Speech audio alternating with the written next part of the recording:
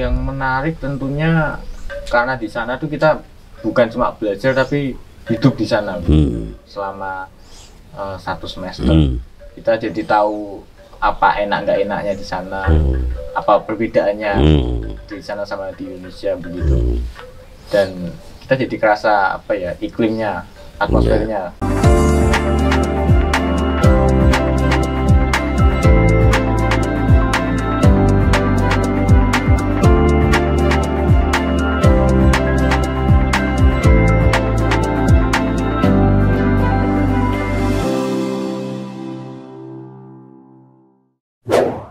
Sobat, jumpa lagi dengan saya Nur Hidayat Sardini, tentu dalam acara Gaji BNS. Kali ini saya kedatangan anak muda. Jadi belakangan ini memang saya lagi mempromosikan begitu banyak anak muda. Saya akan sapa Galang Nusantara. Gitu ya namanya ya? Ya, betul Pak. Itu kok namanya ngeri sekali, Galang Nusantara. Iya. Pernah tanya sama orang tua? Pernah. Apa dikasih nama? Pernah. Sewaktu itu saya kan lahir Agustus 2001, Bapak. Dan waktu itu kata bapak saya tema pramuka tahun itu Galang Nusantara. 14 Agustus kan kalau salah pramuka itu. Iya. Saya lahir 2 Agustus. Waktu itu tema pramuka 2001. Itu kan kami pramuka Indonesia. Ya. Ya kan? Ya. Tahu lanjutannya? Wah. Manusia Pancasila. Kalau dilanjutkan fals juga, jadi nggak usah. Jawaban orang tua gitu. Ya. Itu kan Nusantara pramuka. Ya. Sama ya? Waktu tema pramuka di tahun itu, Pak. Oh gitu. Ya. Tema ya, kalau misalnya kan memperingati hari besar apa, lalu ada temanya. Nah kebetulan tema itu di tahun itu Anda lahir tahun berapa? 2001. 2001. Ya. Pas temanya tentang Galang Nusantara. Galang Nusantara. Ya. Itu lalu ditambah nama depannya Cakrawala. Luar biasa, berat sekali itu. Iya. Abot kujeng nih. Anda merasakan abotnya itu? Wah ya agak Pak. Rasa pressure begitu. Dari mana itu? Dari Solo saya Pak. Surakarta ya? Ya. Jebres mana? Oh Solo kota. Solo kota. Ya. Kecamatan apa itu? Kecamatan Banjarsari. Oh ya masih kota lah itu. Iya. Ada warung sate yang paling enak di situ. Ya. Yang Langanan. Ya. Kalau Solo Langanan saya ke situ. Ya. Biasa diajak sama Bawaslu atau KPU setempat. Oh ya. Nah, 2001 lahir. Ya. Mahasiswa? 2019. 19. Ya. Sama dengan saya masuk juga 2019 ya, tapi kampus lain. Oh ya. Nah, habis itu semester berapa Anda itu waktu kemudian mengambil program ISMA. ISMA ya? Ya. Apa itu singkatannya? Indonesian International Indonesian Student International Student Mobility Award. Mobility Award. Ya. Itu kerjasama antara Indonesia dengan Kerajaan Belanda. Ya. Itu sebenarnya programnya Kemdikbud. Oh, Kemdikbud. Dan mengantarkan banyak mahasiswa sampai 1000 mahasiswa Pak ke berbagai negara. Oke. Dan berbagai kampus juga. Oke. Dan itu mahasiswa bebas memilih mau ke negara mana, kampus mana. Dan saya di seluruh dunia. Iya. Tetapi kan tentu ada daftarnya. Oh iya. Kan tidak semua. Kalau seluruh dunia kan misalnya di Afrika apa kan begitu. Iya. Jadi kan itu sudah ada daftarnya. Iya, benar. Yang disusun, yang disodorkan oleh Kemdikbud. Nah, Anda memilih Belanda. Iya. Khususnya adalah Universitas Twente. Twente. Ya. Di Belanda. Di Belanda. Di mana itu? Oh, kan ada kalau ke utara itu paling utara kan Groningen kalau nggak salah. Ya, benar. Groningen. Kalau Amsterdam kan udah tahu tuh. Ya. Ya kan. Utrecht kan semua orang tahu. Di tengah. Ya. Leeds tahu kan. Ya. Nah ini yang mana? Ini di kota Enschede namanya Pak. Itu di paling timur Belanda. Oh, paling kanan. Kan lebih ke Jerman deh kalau salah. Iya, benar. Perbatasan langsung dengan Jerman. Berapa kilo dari tapal batas? Sepeda 30 menit. Oh ya? Ya. Saya sering main ke Jerman. Oke, ya. Iya, di perbatasan. Iya, iya. Naik sepeda aja? Iya, naik sepeda. Gitu. Iya, tahu. Itu kan jalur penting pada waktu Jerman mau kuasai Belanda. Ya, benar. Lalu ratunya pergi mengungsi ke Inggris kalau tidak salah ya. Ya, nah, itulah kemudian karena Indonesia dijajah oleh Belanda, Belanda dijajah oleh Jerman, gitu ya kan? Maka kemudian Indonesia di bawah Jerman. Nah, itulah datang Daendels itu kan? Ya kan? Nah, itu melalui jalur itu. Karena pada Perang Dunia Kedua juga begitu. Itu jalur yang strategis untuk mencapai kontinental seluruhnya. Ya, daratan Eropa ya. Benar. Nah, itu semester 5. Semester 5. Ya. Kan konversi ya? Iya, benar. Konversi. Jadi gimana itu bisa diceritakan Mas Galang? Jadi prosesnya supaya audiens kita, teman-teman mahasiswa juga paham. Untuk proses konversi itu ya Pak. Dari Kemdikbud sendiri memang memberikan hak bagi mahasiswa yang penerima ISMA ini untuk kesempatan untuk bisa dikonversi, dipelajari di luar negeri begitu. Dan program ISMA ini memang kami belajarnya banyak hal yang di luar program studi kami, begitu. Kalau saya sendiri kan saya di Undip ilmu pemerintahan, FISIP. Di sana saya belajar Geographic Information Science. Agak kayak gini nih. Ya, seperti buku jadi. Ibaratnya geografi begitu. Yang penting di luar studi induknya ya. Iya. Benar sekali Pak. Lalu bisa dikonversi sebanyak 20 SKS. 20 SKS? Iya. Gede sekali itu. Iya. Itu kalau di orang satu semester aja 21 ya. Iya, 21, ya, kan? 24. Ini 20. Iya. Satu semester. Iya, terus sekali. Karena beban pelajaran yang kita ambil di luar negeri itu kalau di Belanda di Twente sebanyak 30 ECTS. European penilaiannya SKS-nya sana itu. Iya, model SKS sana. Iya. Habis itu ya kan prinsip dari program ini beda keluar dari program keluar dari pokok studi induknya Undip ini kan, ilmu pemerintahan Anda kan. Itu keharusan dari Dikbud atau keharusan dari Twente itu? Itu dari Kemdikbud hanya sekedar menyarankan gitu.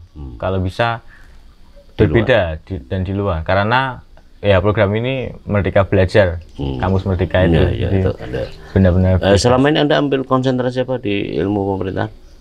Mengambil tata kelola pemerintahan. Ya. Tata kelola pemerintahan ini jelas sekali geografi ya, political geografi gitu ya. Iya. Itu kan jelas loncat. Iya kan? Ya. Hanya kan itu kan di luar studi Anda kan? Iya, benar.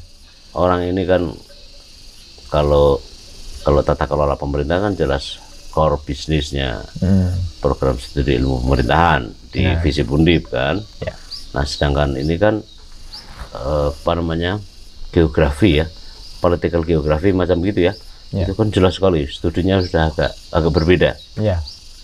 Kalau malah miripnya kayak geografi, geospasial kan. Iya, benar. Ya itu kan. Seperti itu. Termasuk hal-hal berkenaan dengan oceanografi kan, itu kan lebih mirip, karena ilmu itu juga multi aspek ya. Nah, kemudian begitu nyampe itu sudah semuanya diatur oleh Kemendikbud. Ya, sudah diatur dan fully funded, semua dibiayai oleh dari A sampai Z ya. Dari A sampai Z ya. Terus misalnya begitu Anda masuk ke sana, sudah welcome aja? Iya, sudah welcome. Dan kami juga mendapat dorm, mendapat student housing disediakan oleh Twente juga. Jadi kami datang di Schiphol Airport di Amsterdam, lalu langsung diantarkan naik bis. Waktu itu sama teman-teman PPI. PPI Enschede. Ada PPI biasa lah itu ya. Tradisinya suka, apalagi ini skalanya besar. Satu rombongan Anda kan tidak hanya satu dari Undip ya? Iya, tidaknya saya sendiri. Jadi satu angkatan dengan mana saja Anda? Satu angkatan saya di Twente ada 34 orang. Oh, Ya, dari berbagai perguruan tinggi di Indonesia. Misalnya? UI ada. UGM. Berapa UI? UI ada 4 orang. Oke. UGM juga 4. Undip juga ada 4. Undip selain Anda siapa? Masih ada 3 yang masih lain? Ada 3 lagi. Okay. Ada dari FPIK, ada dari FT. Oh, multi fakultas juga? Iya, multi fakultas juga. Oke. Lalu ada kampus lain, ada dari UNER. Ya oke lah, itu 34 tadi ya? Iya. Ya tentu kan tidak kesulitan, tidak merasa asing aja ya. Iya. Padahal kan aku S1 loh ya. Iya. Setara dengan S1 loh ya. Iya. Bachelor sana ya. Iya. Terus kemudian habis itu datang sudah ada sambutan lah, administrasi gitu ya. Iya. Begitu masuk kuliah semester awal dari sana. Iya, benar. Emang kalender akademisnya sama dengan kita? Ya, kira-kira mulainya bulan September 2021. Ya, September awal sekitar tanggal 6. Satu semester tuh dari tanggal itu sampai Februari tanggal 6 juga. Hampir mirip dengan kita ya? Iya. Benar. Habis itu langsung ikut perkuliahan? Ya, habis itu saya kembali ke sini melanjutkan semester. No. Ya. Waktu di sana langsung running kuliah? Iya, langsung running. Ada kesulitannya? Enggak? Ya kesulitannya tentu ada sih Pak.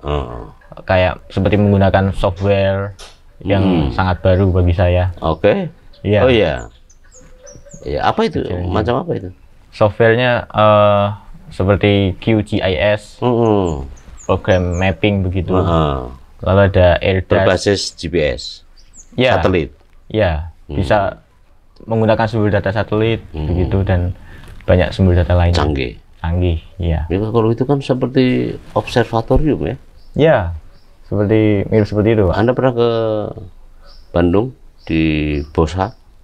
Wah, belum saya, Pak. Aduh, di Bandung itu kan tinggalan Belanda itu yang loopnya besar, lalu bisa lihat semuanya itu. Jadi kan begini semua kan? Oh iya, benar Pak. Itu kan ilmu pasti, ilmu alam. Iya. Iya kan? Benar. Apa nggak ada kesulitan untuk mengikuti mata kuliah itu?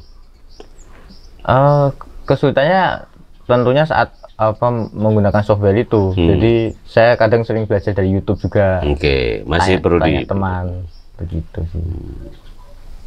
Mata kuliahnya berapa? 2. Cuma 2? Ya. Dalam satu semester? 2, tapi sistemnya satu mata kuliah itu 1 kuartil. Gitu. Lalu mata kuliah satu lagi 1 kuartil. Oke. Dan mata kuliah GIS itu setiap harinya mempelajari hal yang berbeda begitu. Pokoknya berbeda. Ya. Dan memang tujuan MBKM kan memang di luar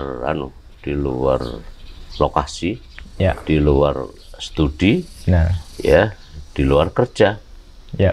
Memang itu filosofisnya, ya kan, supaya mahasiswa tidak hanya egosentrisme gitu ya terhadap mata kuliah tertentu, ya kan, tapi justru dipaksa untuk bercakrawala. Jadi nama Anda itu cakrawala.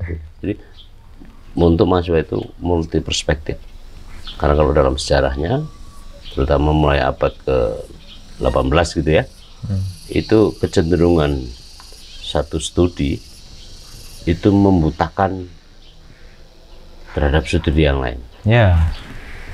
Dan itu sebenarnya yang paling bertanggung jawab Eropa, ya kan, mula peradaban universitarium seperti kita sekarang itu kan model Eropa Barat kan. Iya. Dan Belanda satu dari sekian universitas ternama di Eropa Barat gitu ya. Iya. Supaya multi perspektif. Itu yang dibangun oleh Pak Menteri yang sekarang, Pak Nadiem, itu untuk mendobrak cakrawala itu. Benar sekali, Pak. Kalau keseharian di sana, di Belanda, di sekitar Twente itu kalau ke paling timur kan tidak terlalu ekstrim ya, cuaca. Ada pas di sana selama 1 semester ya? Iya, 1 semester. Lagi musim apa sana? Oh, musim dingin, musim winter. Salju? Sayangnya tidak ada. Oke, belum ya. Biasanya ada salju, cuman tahun lalu pas tidak beruntung, pas nggak ada salju. Malah menurut saya lebih beruntung itu. Oh iya. Betapa repotnya kalau ada salju. Iya sih Pak. Ya kan? Iya. Ya kan kita orang kita di di tropis ya. Kalau lihat salju kan senang sekali ya. Iya. Waktu awal-awal senang Pak, turun gitu. Tapi ya tetap aja saya pernah mengalami nggak enak. Iya. Nggak enak. Mulanya ya senang juga lari-lari gitu ya. Iya. Kalau kita mau minum es kan tinggal ambil. Iya. Pas Anda di sana nggak ada ya? Nggak ada Pak. Tapi suhu tetap dingin Pak. Berapa tuh? Minus. Paling dingin pernah -10. Waktu itu bulan Desember tuh pernah paling panas itu 0. Jadi itu masuk panas ya? itu masuk panas. Paling panasnya titik beku. Kalau di Amsterdam pada hal-hal yang ini 15 juga kita orang tropis juga sudah dingin ya? Iya. Dingin. Benar. Kadang-kadang kalau ada transit, beberapa kali saya transit di sana, ada waktu sekitar 5 jam, 8 jam kan. Waktu saya mau ke Ekuador itu pakai KLM kan, KLM 8 jam. Kita sengaja memang kita mundurin gitu loh. Oh, iya. Ada waktu 3 jam, tapi eman-eman kan, orang udah di sono, waktu juga masih mungkin gitu ya. Ya kita 8 jam sekalian, bisa kemana-mana kan. Ya, cuma enak, termasuknya ya keliling-keliling di istana kan. Sepanjang jalan itu. Anda pasti ke sana kapan? Iya. Pastilah. Sudah pasti. Pasti. Kalau nggak ke sana ya nggak mungkin ya. Iya, nggak mungkin Pak. Tapi begitu ya lebih luas ya relasi, karena kita kan punya hubungan sejarah yang panjang dengan Belanda ya. Ya. Kurang lah kalau sehari itu, apalagi cuma jam. Oh iya, saya pun sudah 1 semester masih merasa kurang. Menjelajahi museum-museumnya. Anda kosek di mana aja itu? Ya? Di kosek itu maksudnya kemana aja itu? Sudah banyak kota, sudah ke Den Haag, ke Utrecht, Eindhoven, Amsterdam juga beberapa kali. Pasti. Amsterdam pastilah. Ya, Groningen juga sudah. Sampai Groningen ya? Iya, sampai Groningen. Paling dingin. Iya, paling dingin. Terus kemana lagi? Kota Arnhem. Ya, yang ada jembatan John Frost. Ya. Bridge itu. Oh, saya malah belum ke sana ke situ. Iya. Semua tempat ya, pokoknya yang terkenal. Ya, yang paling terkenal. Anda tidak puas untuk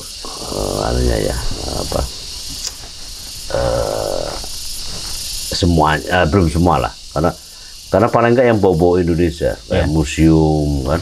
Sudah Leiden juga sudah. Tempatnya Pak C ya. Iya, tempatnya Pak C. Semua orang kenal sama dia kali ya di situ ya. Ya mungkin kalau saya tanya mungkin kenal. Belum tentu Iya. Pernah tanyakan itu sama Pak C? Belum, karena waktu saya ke Leiden itu waktu lockdown Pak. Oh iya benar. Iya, bulan Januari awal waktu itu. 21 kan? Ya. Anda kan 21 kan? Iya. Masuk sana? Ya. Belum gelombang kedua? Belum. Gelombang yang Omicron. Ya. Belakangan dong? Bulan November kemarin. Belakangan itu maksudnya? Iya. Kalau gelombang kedua kan Delta. Delta yang Juni tahun lalu ya? Delta udah gini ya? Sudah turun. Lalu bulan November sampai Januari itu Pak. Lockdown. Semua tutup. Ketat? Ketat sih tidak terlalu sih Pak. Saya lihat di Eropa, masyarakat Eropa, Pak Wahid yang ada di Jerman juga santai aja itu. Iya. Kan? Keluar masih boleh lepas masker Pak. Iya. Kan kalau nonton bola Liga Eropa, iya kan? Iya. Padahal kan gelombang kedua juga lagi heboh-hebohnya. Iya. Iya kan? Iya. Gimana sempat itu? Ditutup waktu itu tanpa penonton. Kalau event-event besar, stadion, konser musik dan lain-lain sempat tutup sekitar November Desember itu. Lalu Januari sudah mulai dibuka pelan-pelan, kapasitasnya dibuka. Di restoran tuh tidak bisa dine in, Oke. jadi harus bawa pulang. Museum tutup juga waktu itu Pak, bulan Desember. Itu bulan Desember Ya, 2021, 21. belum lama ya.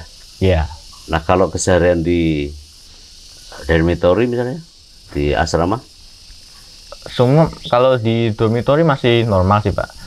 Ini ada pembatasan di ruang study room begitu.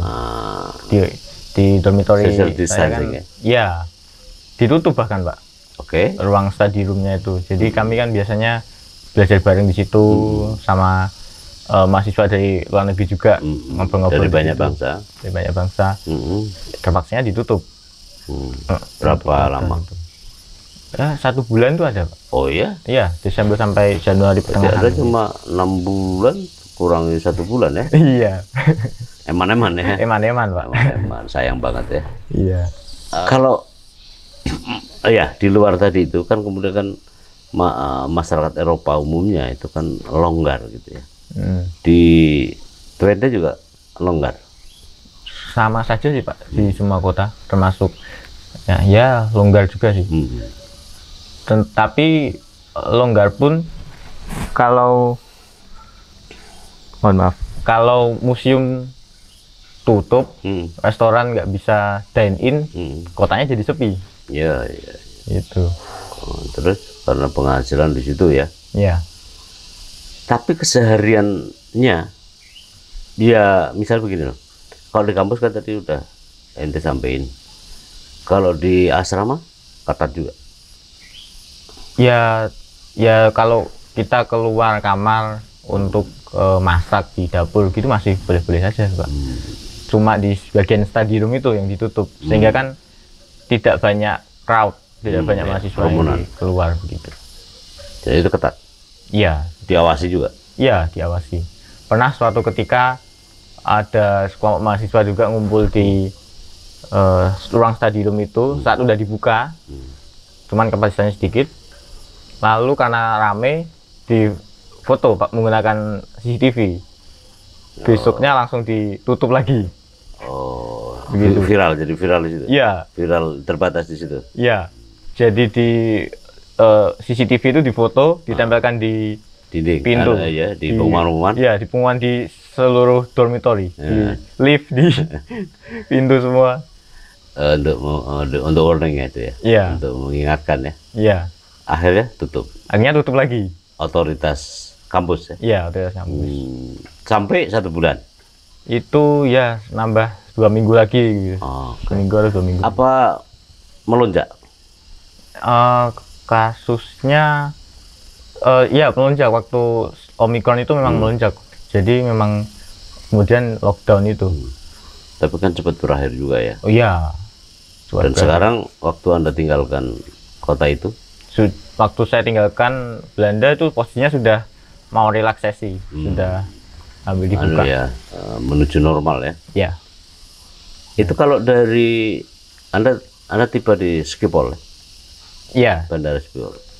Lalu diantar juga oleh teman-teman PPI di sana ya. Iya. Habis itu langsung diantar juga ke kampusnya. Waktu itu ngantarnya langsung ke hotel, ya asrama tadi. Iya, asrama tadi. Itu karena kan kami harus karantina dulu. Oke. Itu bulan September karantina. 2 minggu. 5 hari. Oke. Terus? 5 hari, habis itu PCR dulu. Begitu negatif, besoknya berangkat langsung ke kampus. Ada yang positif? Iya, ada. Teman Indonesia juga? Iya, teman Indonesia juga. Dan kalau positif gitu, tunggu dulu? Iya, tunggu dulu. Tapi enggak parah. Oh, maksud saya enggak kemudian ketinggalan studinya? Oh, enggak sih, Pak. Ya cuma 3 hari gitu. 3 hari ya? Panjangan karantina. Ternyatanya lancar ya? Iya, kemudian sudah semuanya lancar. Kalau pengalaman di sana kan adalah sebagian ya. Apa sih bedanya kampus di negeri Belanda, khususnya kampus di Twente itu dengan di Indonesia atau di Undip lah? Gimana itu? Apa bedanya? Secara fisik bangunan, ya. Kerasa lebih modern sih Pak. dan fasilitasnya juga lebih mantap begitu. Jadi ruang kelas kan banyak dan apa besar juga. Tentunya ada layar PowerPoint yang proyektor yang sudah bagus juga, canggih juga. Dan ruang auditorium ada ruang auditorium juga dan ya cukup besar. Cuman yang saya perhatikan itu bangunan universitas di Belanda, namanya itu berbanyak beda dibanding di Indonesia. Seperti mereka banyak menggunakan kaca dibanding tembok begitu. Jadi kesannya ya yang membuat lebih modern mungkin di situ. Dan dengan kaca kan kelihatan lebih modern. Dan sedangkan kalau tembok biasa pakai cat warna coklat, warna apalah begitu. Jadi dengan itu kayak lebih enak dipandang begitu. Kalau saya melihatnya gitu kesannya. Itu kampus itu dibangun tahun berapa? Tahun 65. Oh, belum lama. Iya. Iya kan? Iya. Karena kebanyakan Eropa, ya kan? Iya. Apalagi Inggris jelas ya. Itu kan abad-abad ke-17. Iya. Ya. Ini hitungannya baru ya. Iya. Baru ya. Menginduknya misalnya kalau Groningen juga udah lama. Utrecht kan jelas, ya kan. Nah itu petanya di situ tuh. Ya. Nah cara mengajar dosennya? Cara mengajarnya santai-santai sih Pak. Yang menarik itu mereka kan rata-rata ngajar 1 sampai 1,5 jam, gitu, Pak. Dan di tengah-tengahnya mereka ada break. Pasti. Ada break. Pasti untuk 10 menit begitu. Lalu kita bisa keluar ngambil kopi kantinnya. Lalu juga dosen-dosen itu cukup kreatif Pak. Jadi mereka mengadakan kuis begitu, menggunakan di aplikasi ice breaking ya. Ice breaking. Tapi itu kan tatap muka ya? Ya. Waktu awal-awal September sampai November itu tatap muka. Namun November sampai Desember kita beberapa kali online, beberapa kali hybrid. Ya karena tadi ombak tadi ya? Ya. Omikron ya? Omikron tadi. Tapi kemudian buka lagi, PTM lagi? Ya. Anda menangi itu PTM? PTM lagi yang terakhir? Terakhir enggak sih Pak. Dan kebetulan karena di akhir itu selama bulan Januari itu full untuk group project.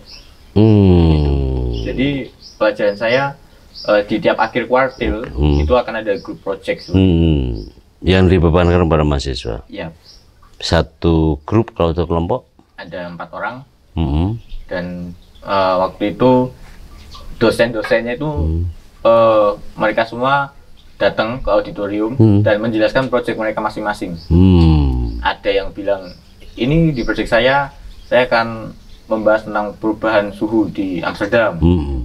Ada lagi saya ingin menghitung jarak di ketinggian air laut di daerah Afrika. Iya, DPL ya. Ya. Lalu ada lagi mau membahas sistem drainase. Begitu di Utrecht. Tema itu yang nentuin? Itu dosen semua mereka presentasi. Kemudian kita mahasiswa memilih pengen ikut proyek yang mana. Iya. Oh, mereka yang tetapkan. Tapi mereka sudah punya semacam kelompok-kelompok gitu ya? Iya. Satu untuk seluruh angkatan itu yang di. Untuk satu angkatan. Silakan untuk untuk memilih gitu ya. Itu saya satu kelas ada sekitar 50 orang.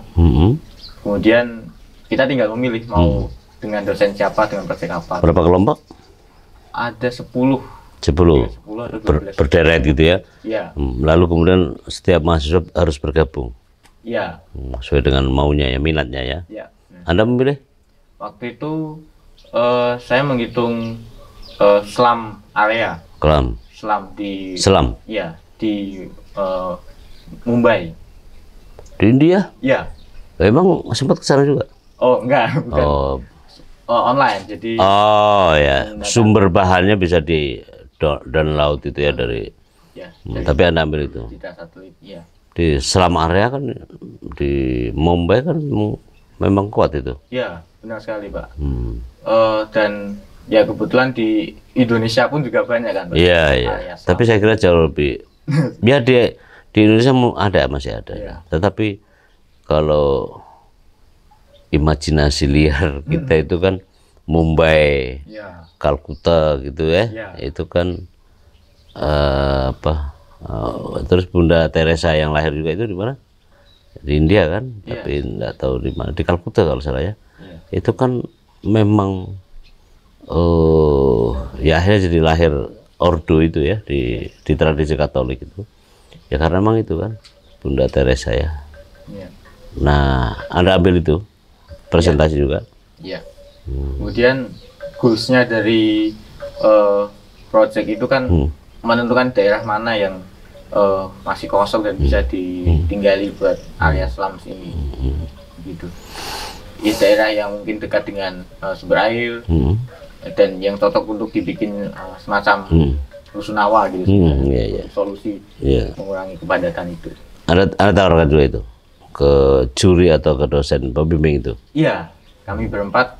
Oh ini ada lokasi di sini gitu. Jadi menggunakan ya software itu. Kemudian dari data satelit ditimpal-timpal begitu. Yang area slums di mana, area yang kosong di mana. Gitu. Terus kalau dosennya tadi mengajarnya gimana?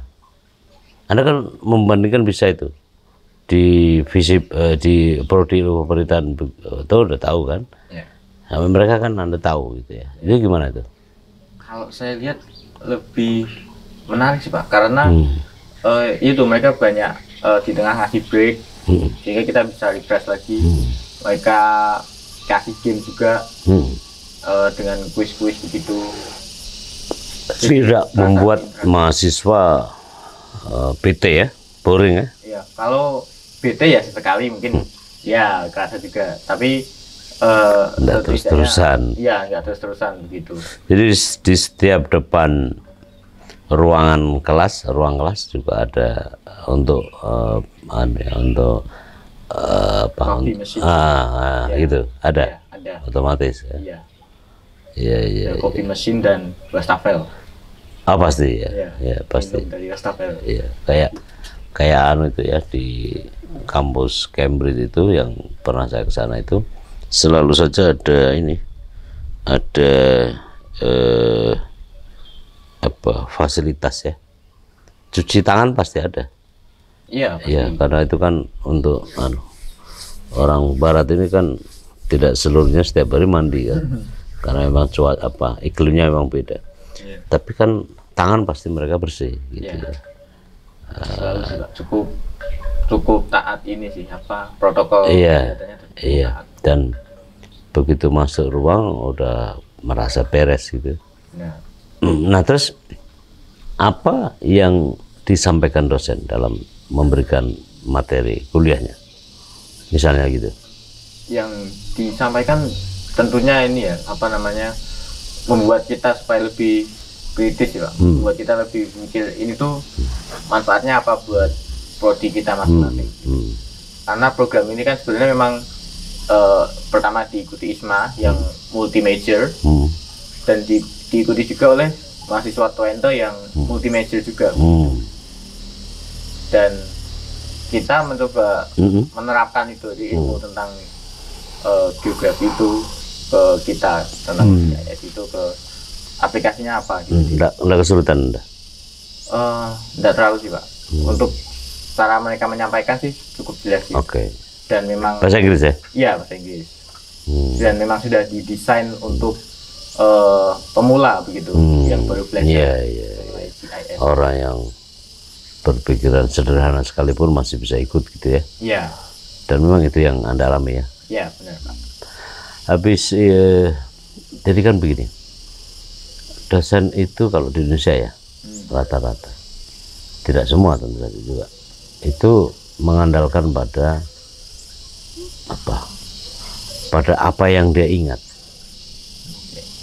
pada apa yang dia sudah tulis. Kendati pun kadang-kadang sudah out of date itu, sudah tidak mutakhir lagi gitu ya. Nah, apakah yang Anda temui, Mas sekarang temui waktu alami waktu di Twente University itu apakah kemudian sama juga di Indonesia? Kalau tadi kan jelas kehangatannya hangat mereka. Iya. Ya, lebih terasa juga karena mereka tentunya ya ini kan pelajaran yang sangat modern gitu mengenai software begitu, dan kan selalu diperbarui setiap tahun, setiap ada improvisasi gitu. Dan saya melihatnya juga ya selalu di modernisasi begitu dengan segala perkembangan zaman.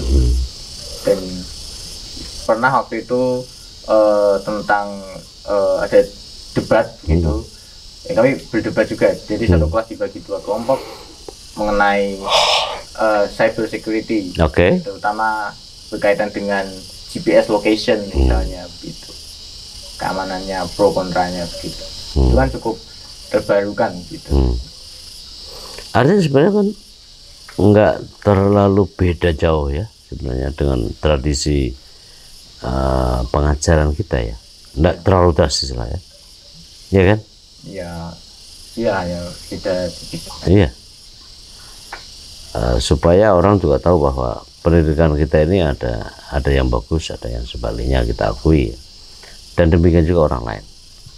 Cuma kan rasanya tidak fair kalau kita sendiri menyorot untuk sesuatu yang negatif gitu dari bangsa ini. Itu menurut saya tidak fair juga. Tapi kalau mau ya dia sekolah juga supaya bisa merasakan gitu ya. Nah kalau setelah Anda lulus tadi, lalu balik ke kampus, ada kesulitan dalam pengkonversian itu, misalnya mata kuliah kan menjadi 20 ya kalau salah tadi ya, 20 SKS kan. Nah gimana dong cerita? Untuk proses pengkonversian menurut saya cukup mudah sih Pak. Dibantu oleh Bu Kapodi dan juga dari fakultas juga sudah di ACC seperti itu. Waktu itu tentunya saya mengajukan matkul di semester 5 mana saja yang cocok untuk dikonversi, dan ya sudah dianggapnya sudah dikonversi seperti itu. Tapi sana cepat juga ya, pelayanannya. Proses konversinya kan setelah saya lulus di Twente. Jadi sekarang nggak ada masalah? Sekarang sudah nggak ada masalah. Jadi kalau begitu apa bisa disimpulkan Mas sekarang? Apa menariknya sebenarnya pernah belajar di luar negeri itu, khususnya di Eropa ya, atau Belanda lah pada khususnya? Yang menarik tentunya karena di sana tuh kita bukan cuma belajar tapi hidup di sana selama 1 semester. Kita jadi tahu apa enak nggak enaknya di sana, apa perbedaannya di sana sama di Indonesia begitu.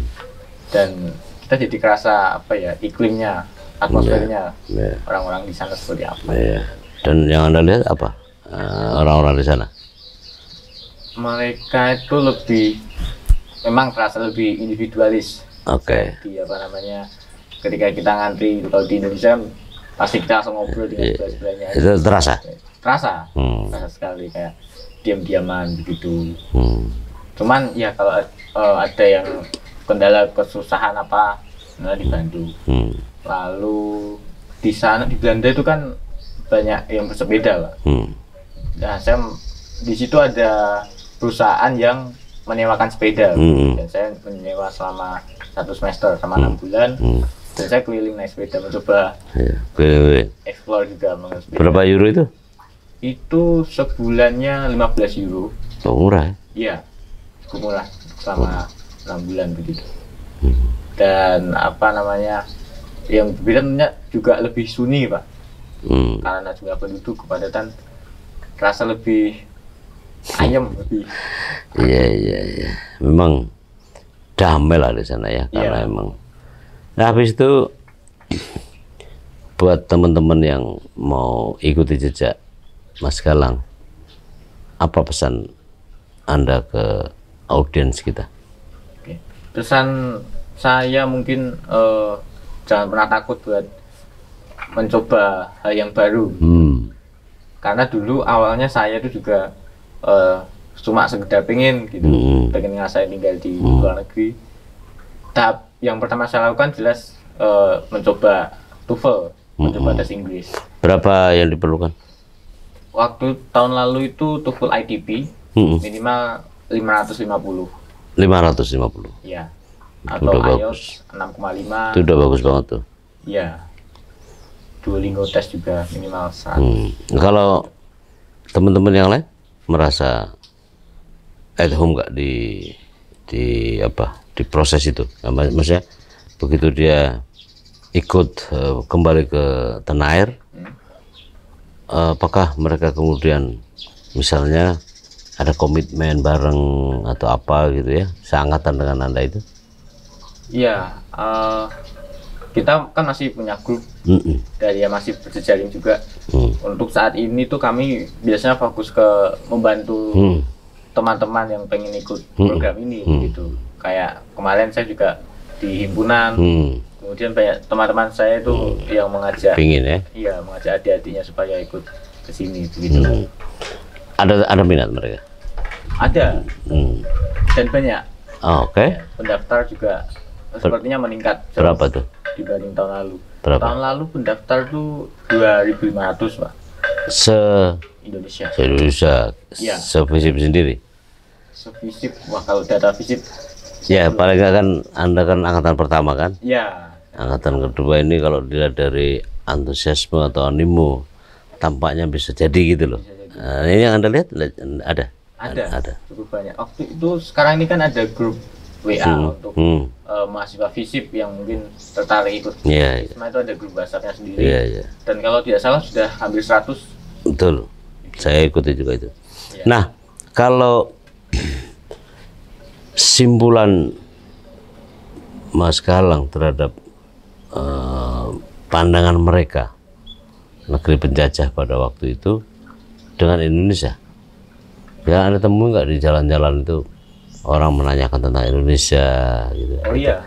Oke. Ada banyak contoh. Waktu itu saya pernah di Amsterdam Museum, di ada namanya How the Couch. Jadi apa namanya kereta kudanya Ratu Belanda itu kan ada ornamennya yang cukup melambangkan kolonialisme. Ada orang Jawa membawa seserahan pisang begitu, orang dari Suriname membawa seserahan rempah-rempah. Waktu itu saya mengamati itu, ada orang Belanda asli datang. Saya pertama saya minta tolong fotokan, kemudian kami mengobrol lah, gitu. Saya di forum apa tadi? Ya? Di forum apa? Kenal sama? Di museum biasa. Oke. Biasa. Kemudian, museum Amsterdam tadi? Iya, ada museum tadi. Terus dia tanya, saya dari mana? Dari Indonesia, dari Jawa Tengah. Gitu. Oh iya, terus dia bilang dia juga tertarik sama sejarah begitu. Kita jadinya ngobrol Pak waktu itu. Terutama mengenai kereta kuda Belanda itu. Dan memang kalau saya lihat rata-rata orang Belanda itu sudah mengetahui gitu bahwa dulu pernah memang ada kolonialisme gitu di Indonesia. Namun mereka ya masih belum berani secara terbuka gitu. Ya. Itu dianggap tidak nasionalistis ya? Iya. Di setempat ya? Iya. Gitu. Terus apa pesan Mas Galang juga nanti ada kawan-kawan yang mau berminat dari sisi teknis ya? Kalau tadi itu kan TOEFL dan segala macam udah cukup lah. Tapi dari sisi administrasi yang lain, apa yang harus dipersiapkan? Kalau sisi administrasi, yaitu surat rekomendasi dari kantor internasional universitas. Ya, International Office ya. Benar. Terus? Dan itu kan butuh proses juga. Dan dokumen lain seperti surat pernyataan tidak menggunakan narkoba, surat pernyataan tidak melakukan kekerasan seksual, itu masih cukup standar lah. Dan formatnya juga disediakan panitia. Gitu. Jadi yang mungkin harus dipersiapkan ya surat rekomendasi itu. Dan kalau sekarang formatnya dikumpulkan dulu di fakultas seperti itu. Baru di bareng-barengan. Iya. Rektor ya langsung ya. Tanda tangannya oleh IO. Iya, tapi mungkin bisa mengetahui. Thank you Mas Galang atas bincang-bincang kita. Sama-sama juga Pak. Oke, mudah-mudahan sukses ya buat Anda ya. Sobat, kita sudahi bincang kita kali ini. Sampai jumpa kali kesempatan.